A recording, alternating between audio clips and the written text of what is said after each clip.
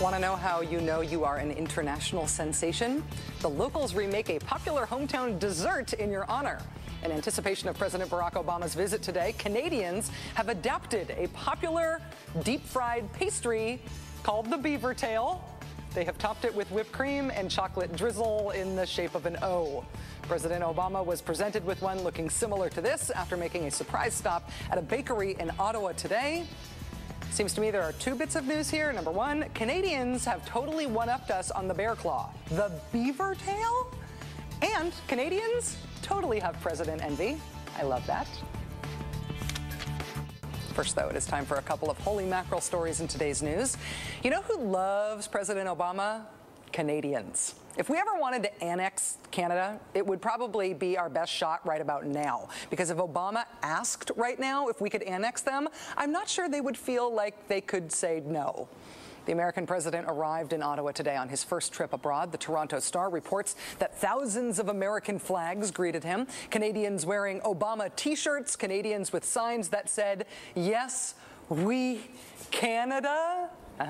Obama mania on sale as street vendors and local shops hawked all manner of Obama fernalia.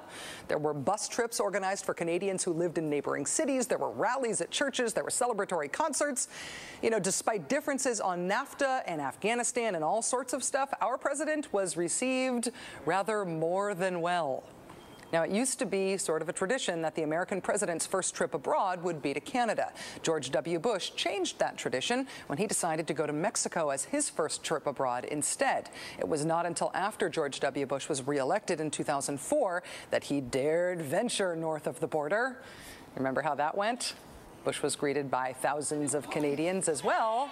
But they weren't waving flags and selling collector plates. They were protesting against his visit, fighting with police, getting arrested, doing things like driving alongside his motorcade route in a truck plastered with signs that said, "Bush is a war criminal." Our next scheduled news story from Canada will come next month when President Bush returns for another visit with our neighbors to the north. He will give his first post-White House speech in Calgary. What do you think the odds are that Canadians will be outside that speech holding signs that say, "No, we can't-a-duh"? I'm sorry, it took me a long time to come up with that.